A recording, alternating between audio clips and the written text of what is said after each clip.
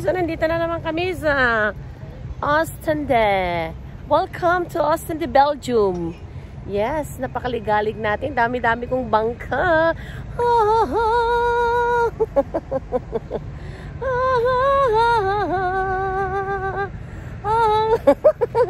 Titanic muna tayo ngayon ng ating rest. Kaya namimili ako. Plano ko sana pong bumili ng aking captain of the ship. Ang aking ship.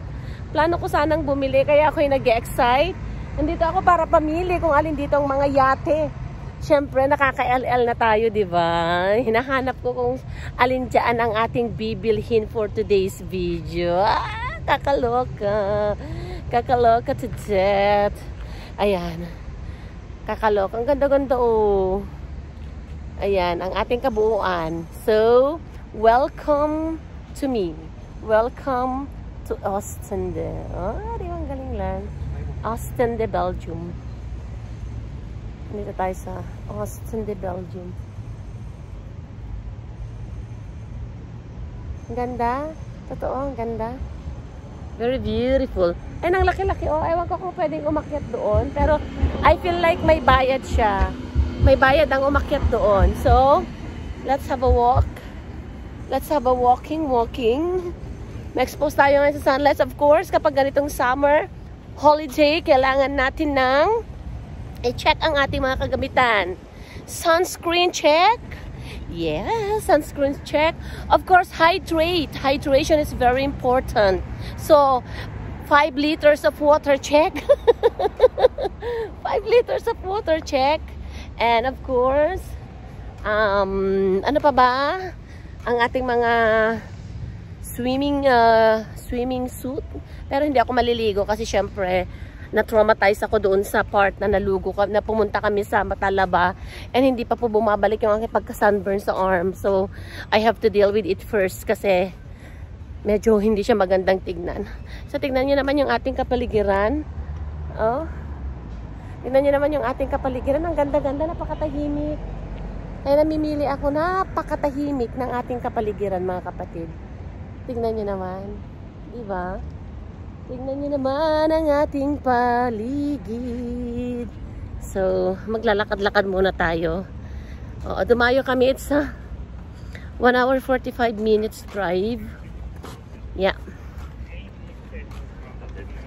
1 hour 35 minutes drive para sa pagpunta namin dito. Ayan. So, tignan nyo naman po yung ating kapaligiran. Ang ganda-ganda. Diba? Ang kinaganda dito, meron kaming sa mga pedestrian, meron kaming sariling daanan away from the road. Kasi may mga tram, may mga, syempre, mga public utility vehicles, mga private cars. Pero for today, tignan nyo naman, ang ganda-ganda, oh. Diba? Ganda-ganda, ang dami-dami. As in, ma-amaze ka talaga.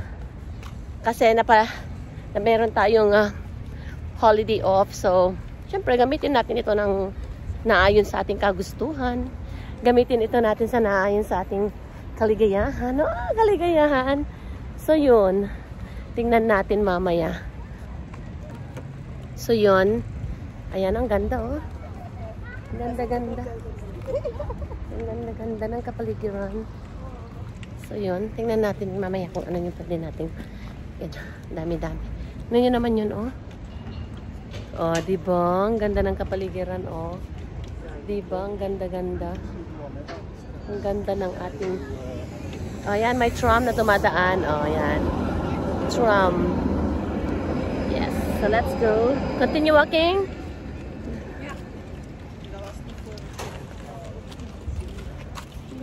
Dami-dami, oh. Diba? Ang ganda? Ang ganda-ganda. Super ganda. So we have to take advantage of the nature. We have to take advantage for the nature. Ayan. Ang ganda lang. Ang ganda. Diba? Ganda-ganda. So, yes. Yes, it's true. Tignan nyo naman yun, oh. Tignan nyo yan, oh. Ang ganda nyo, oh. Diba? Yung view niya. Super beautiful. Diba? Oh, diba? Ang ganda. So, let's continue. Come. So, yun oh, ganda-ganda oh. Ah, super beautiful. Na-enjoy natin. May simbahan din doon. Check natin kung anong makikita natin sa simbahan. So, sarap maglakad. Sarap maglakad. Pero ang daming tao kasi merong dito sa Europe or Europe specifically dito sa Belgium for this moment, meron kaming heat wave. So, expected ang mga tao ay dadayo sa mga tabing dagat. Kaya, gusto sana naming mag-train para mas easier yung aming, wala kaming inintinding parking and everything. Pero, mas convenient pala pag may sasakyan ka. Pero as in, mga 30 minutes kaming tumingin ng aming parking. Kasi, ang hirap maghirap na ng parking. So, wait a minute kasi papituro ko sa inyo kung asaan yung ating tram station. So, ang train station at tram station is yung building na yan na nasa behind ko. Yan mismo yung ating train station. Kasi connection yan ng iba't ibang European countries. So, we will see. Tsaka nakakamangha kasi ang dami-dami talagang mga yate dito oh.